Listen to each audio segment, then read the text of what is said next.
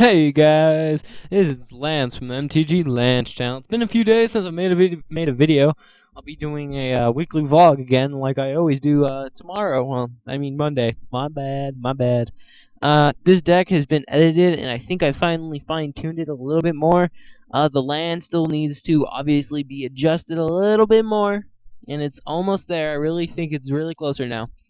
But I finally fixed it, so I'll just put a link down below. This is public now, and you can look at it. I finally fixed it. We're going to talk about this today and the modern ban list.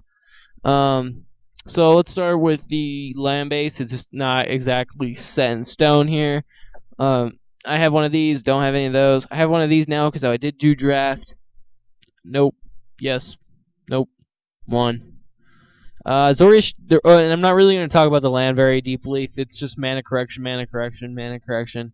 That's what this deck needs. Problem is I think I'm going to take out some of these special lands due to the fact I figured out how to make a really cool combo, which I'll talk about later in this video. And it's insane, guys. It's really crazy if you get it off, and most likely you will just by how quickly it happens. We're going to talk about the instances. If you notice, there's only 14 enchantments and 14 creatures, which may sound a little bit weird, but I'll explain why later. Zori's Charm, when blue one, any creature you control gain lifelink until end of turn, or draw a card, or attacking or block a creature on its owner's library. You're not really going to use this for the lifelink due to the fact you have 4 of them. Unflinching Courage, we're going to talk about that, as well as why am I running 4 of them.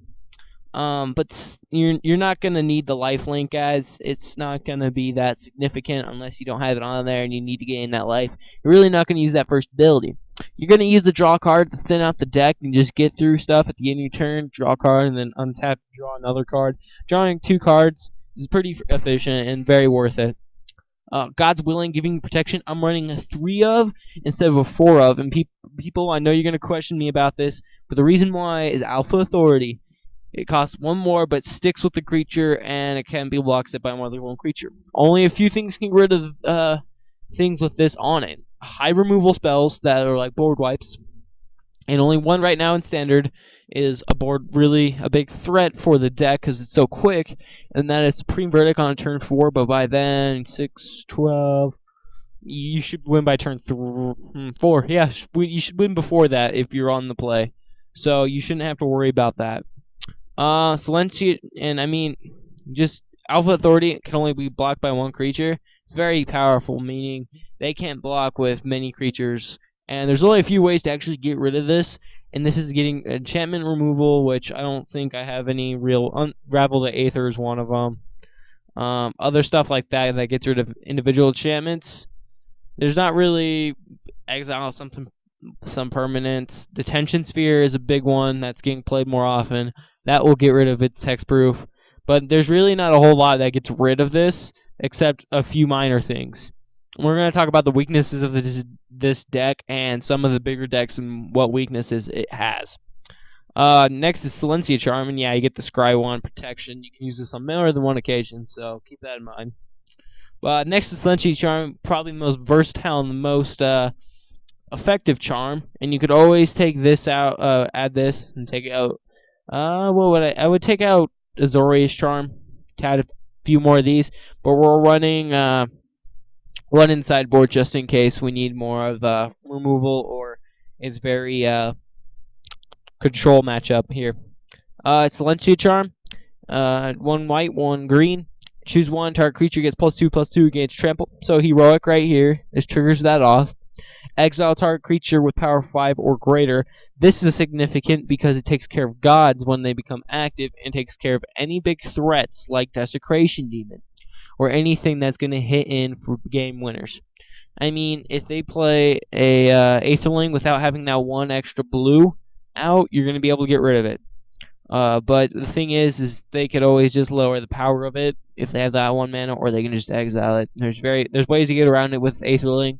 It's a very versatile card, but this helps with that sometimes in some cases. It's also going to take care of any big threats that are just getting insanely out of control. Like I would rather deal. Well, no, never mind. That's not one of my other answers.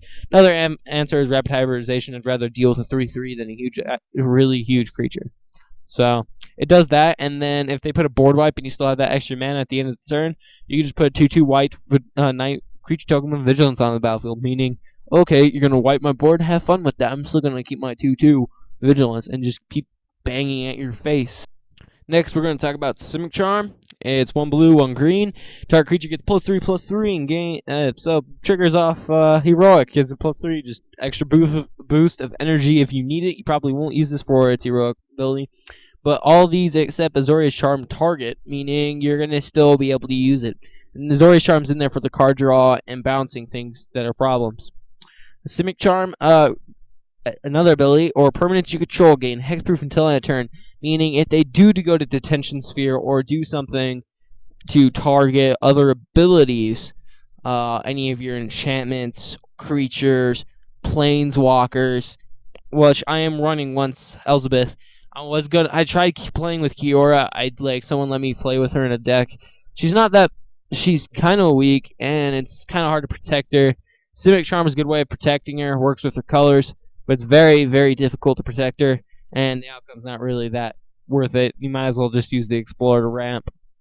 Or return target creature to its owner's hand. So yeah, the second ability is the most relevant, giving your alpha authorities, your enchantments, and all your creatures hexproof if they don't already have them, making it very strong in this deck. Making just your removal spell or your detention sphere.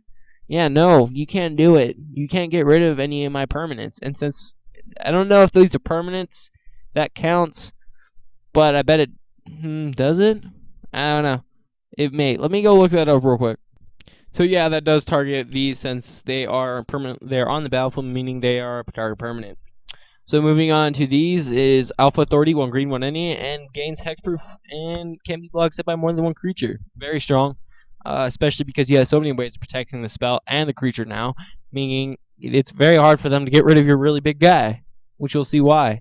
1 blue, we're playing a 3 of these because it can't be blocked, and whenever attacks, scry 1. You kind of want to have the hexproof and the Unflinching Courage in there. Detention Sphere is just control, get rid of their big threats or a lot of their mini threats that they have a lot of. Tokens is a good one. Unflinching Courage, 1 any, 1 green, 1 white. Gets +2/+2 lifelink and trample. Very good, and you'll see why. Because turn 1, you can play pretty much, let's say, white. Turn 2, you play a green mana. You play this guy, right? Turn 3, you play another green mana source of some sort. You go Alpha Authority and Unflinching Courage on the same guy on turn 3. You have a 6/6 lifelink trample, hexproof. It can only be targeted. It only can be blocked by one guy. This is turn 3, guys. Think about it. He gets 1 counter for being targeted by Alpha Authority. And you'd be like, wait, it's turn 3. How can it only cost 1 if you're doing it that way? Guess what? Everything costs 1 any less, meaning this only costs 1. Meaning this only costs 2, guys. It only costs 2. Meaning on turn 3, you put it on here, gets a 1/1 counter. You want to put this on there first. So he puts 2 counters on. He's a 4/4. Then he gets +2/+2 from this.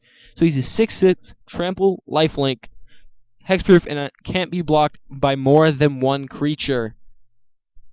That's crazy, guys. And the rest of the cards are just kind of fillers. Just +1/+1 counter and scry for 2/2. Flash, Boon Satyr in. Same thing with all these creatures. Favorite Hoplite, if you don't have Hero Virus is in there, very good, preventing damage. Burn decks, like, haha. Elizabeth, it's kind of the finisher in the deck if you stall out, and it's becoming a very controlled matchup. You just wait until they tap out or they can't do something because they don't have enough mana. You can just put this out there and be like, game over, pretty much. So it wins the board on its own, and I'm playing a 1 of in here because why not? I mean, what else would you put in here? Another Silencia Charm? Maybe another Boon Satyr? I'd rather play an Elizabeth. The sideboard's still up for debate. This is what I have right now. It just depends on how the meta changes and what's more relevant than anything else. I think it's very good, and that's what I think of my deck. It's costs about $200, a little less than $200, so it's not the most budget deck, but it's more budget than a lot of decks right now in Standard. Curves out around 2 mana, so it means very quick. And if you look, pretty much the 5 spot though goes to Boon Satyr. You're not going to play it as a creature. So white and I think that what is that? That's white. That's everything in between. So a lot of it's in between. blue, green, blue, blah, blah, blah. This costs usually 1 blue, so that's fine there. So that's what I think of the deck. I think it's very good. I think you can win pretty quickly on a really quick clock, especially if you follow up with an Aqueous form. You have a 7/7 lifelink trample on turn like 4, and that you still have like what 3 mana open, so you could probably put some more stuff on him, or just play another creature just in case they have Devour of the Flesh for playing in the black matchup. And that's the thing in black matchup, they have a little bit stronger than some of the others because Doomblade and all that doesn't stop it, but Devour the Flesh. So you kind of want to have another creature out there that you're okay with sacrificing. Give it hexproof or something, so then it can just be easily Doomblade to Devour the Flesh or all that good stuff. Mono Blue also has very strong, with only one way to answer it, and that is Tidebinder Mage, which exiles it. But since if you have hexproof on it already, it can't be the target of spells or abilities, meaning it can't be that. And then I think that you can, since it's tapped, I think that's what Tidebinder Mage. Let me check just to make sure. I know I'm not well educated right now, but I'm just gonna make sure. My bad. It said red or green. I thought it was red or white, meaning Mono Blue has no answer for it at all except bouncing. And that doesn't matter because guess what? It has hexproof. Ah! Blue-white control, though, has a lot more answers of bouncing. That could. Detention Sphering the actual enchantment. Blue-white has, and control matchups, it's going to be harder for you to get out. But since it's so tempo, it's very hard to get those early stoppers out unless you have to have them. Same thing with Esper, making it very hard for them. Oh man, I just kind of glitched out for there a second. But we're going to talk about the unbanning of Blitterblossom, banning of Deathrite Summon, and unbanning of Wild Nectar. I think Blitterblossom was already too powerful, and they said the reason why they banned Deathrite Shaman is because it was pushing black too much, so why not just give them an extra black card? That gives them even more card advantage. The thing is if you're running Blitterblossom, you're going to have to get a way to get rid of it just in case it gets overpowered or you're taking too much damage. And you're okay with taking a damage when you're always having a board presence. You can just mob the board with 6/1/1s and you're going to do some damage. Or you can just hold them back as blockers to make up your defenses. The thing is I like Deathrite Shaman. I didn't think it was overpowered at all. I thought actually its home was modern, and that's where it should have just stayed and unbanned. Giving you a 1/2 for 1, they could have made it a 1/1 and it'd be just fine. They thought it was too streamlined and the deck was being ran too much because of this card. I really don't think it's that overpowered of losing 2 life or gaining 2 life because you're tapping it, guys. You're not like just paying mana for it. You have to tap it, meaning you can only use this ability once, and it's very easy to deal with like a lightning strike. Anything pretty much takes out this guy. So there's ways of getting around this guy. He's very good. I mean, losing 2 life and gaining 2 life is also very powerful. Gets rid of their entire deck, so graveyard deck based thing get removed. So it's versatile, but I don't think it's overpowered. I think Blitterblossom is though, because just keeping it in board presence is very scary. And life isn't always what Jace. Oh god. I love you, Jace. Ponder, Preordain. These are some fun cards to play with. If you haven't, they're fun. Try them out just for fun. Wild Nactil, 1 green for a 1/1. The reason why they banned this is so many people were playing it, and it was just too much in the meta that they decided they wanted to slow down. And without this card, it kind of died completely. My friend plays one, but with like Wild Geist and Dark Confidant, and it's really fun to watch. I really like Zoo. I think it's a fun format, and you're going to have a 3/3 on turn 2. That's so much fun, guys. Just all these little animal creatures swinging at your face. It's cute and it's fun, and I'm glad they're banning this. I hear a lot of people saying, oh, I hate the nightmares of Zoo, and I'm like, it's Zoo, guys. It's fun. It was a cheap deck until now. I mean, if you bought the deck before this, and now you're just gonna get this. I mean, this card shot up in price overnight, guys. This card is amazing in that thing.